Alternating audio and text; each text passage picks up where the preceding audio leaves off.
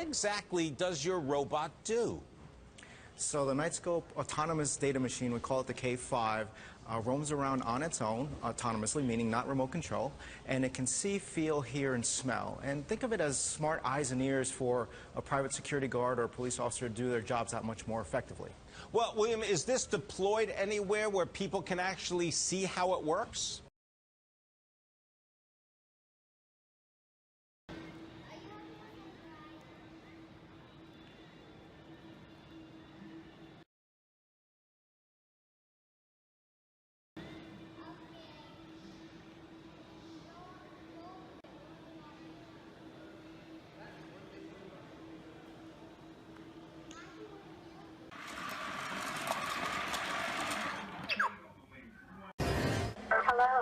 A lot of people at Pechanga Resort have been doing double takes when they see Buddy moving through the lobby on its own.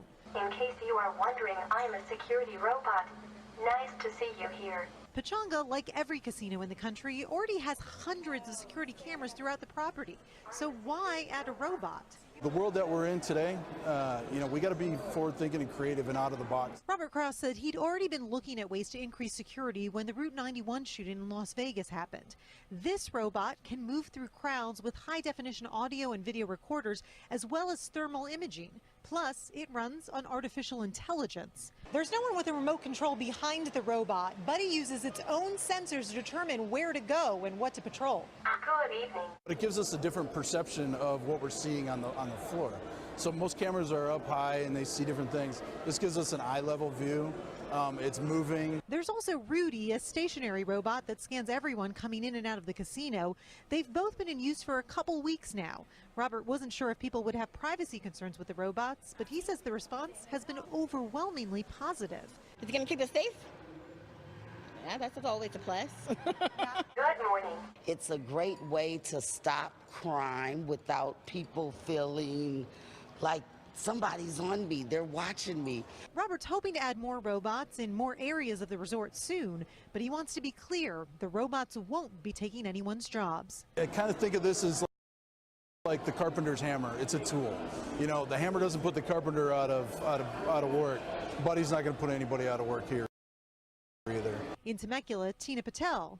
Thank you for visiting Pechanga Resort and Casino. KCAL 9 News.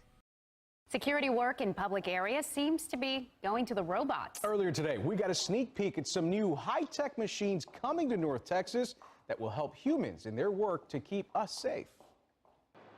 Step away from the machine now. The commands are authoritative. Seriously, I said step away from the machine. But what else would you expect from a machine tasked with keeping you safe? In case you're wondering, I'm a security robot. Nice to see you here. These are the K3 and the K5 Nightscope security robots. This is meant to augment security service, and then as it's patrolling around, it's looking for anomalies using a number of sensors that it has on board. North Texas native Stacy Stevens is with the California company that makes these robots. He says their range of use is wide and the popularity of them is spreading. We have license plate recognition, so we can look for people who are criminally trespassing. We can look for terminated employees who may be coming to cause harm at a corporate campus. We can even look for predators, so people who may be trying to bring domestic violence into workplace. And these robots are also equipped with 4 HD cameras and 1 thermal camera. And these cameras are constantly scanning all the time, 360 degrees. The authorities have been notified of your presence. It transmits data real time to a hub manned by a human. I think we're just going to see more and more automation complement our man guard programs. Allied Universal, a large-scale security company, has now jumped on board to help deploy the use of these robots. You'll see them rolling out in Texas this year, which will be in public areas around town soon. Well, the makers of these robots say that they're not going to replace people's jobs because, there was some concern about that. They say this is just going to help them in accomplishing their tasks. So the media is taking a great level of attention to what we're doing. So we're in testing now, and we're going to do some larger deployments next year here in Silicon Valley. Stacy Stevens, you have a background in law enforcement. I wanted you, if you can, to describe if this was operational, if the K5 robot was operational and had been deployed previously, let's say in a place like Ferguson, Missouri, what kinds of information would we have access to?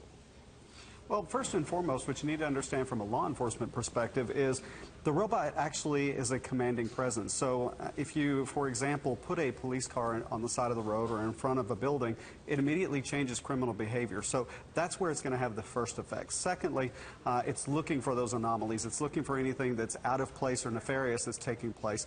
And it's going to send an alert back to a security operations center so that a human can actually look at that and make a determination as to whether or not somebody needs to be there. William, the technology that goes into this particular robot, describe all the details if you can. What kind of info would we get? Temperature, motion detection? Sir, it's a great mashup of technology of all the greatest things that are going on in Silicon Valley. It's robotics, it's sensors, autonomous technology, big data, predictive analytics. So it's a combination of looking at 360-degree daytime, nighttime video, thermal imaging. We can run 300 license plates a minute and run it against a national database. So let's say there's a felon tag to a particular plate, hyperlocal weather, almost any sensor payload on there that would, and again, enable the machine to provide actionable intelligence for our first responders to do their jobs that much better. How much would something like this cost, William? We offer this in a machine-as-a-service business model, so it's $6.25 per hour, as opposed to security guards usually $25 or $35 an hour. But it's not for a one-for-one human-machine replacement. So one would have probably, let's say, 7 machines and 3 highly trained guards to be able to secure a, well, let's say, a high-value target much more effectively. And last point to you, Stacey Stevens, what kind of reaction have you gotten from law enforcement officials to introduce this?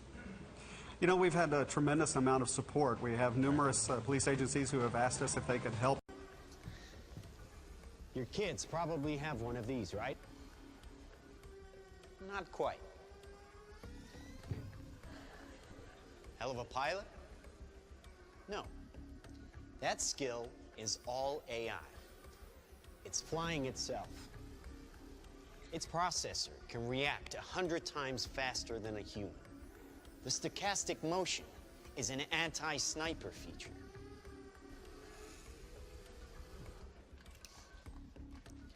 Just like any mobile device these days, it has cameras and sensors, and just like your phones and social media apps, it does facial recognition.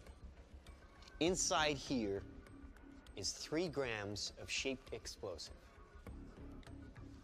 This is how it works.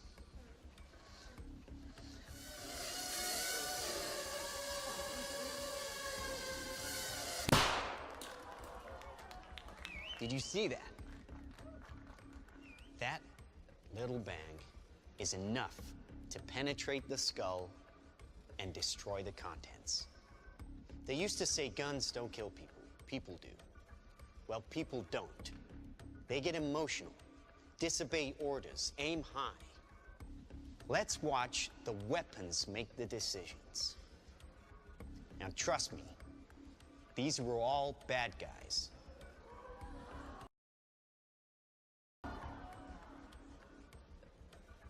Now, that is an airstrike of surgical precision. It's one of a range of products. Trained as a team, they can penetrate buildings, cars, trains, evade people, bullets, pretty much any countermeasure. They cannot be stopped.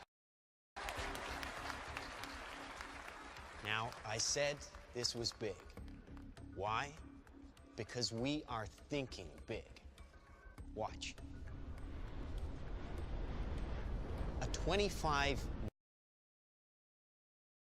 million order now buys this. Enough to kill half a city. The bad half.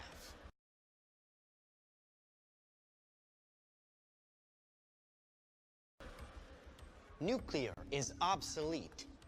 Take out your entire enemy, virtually risk-free.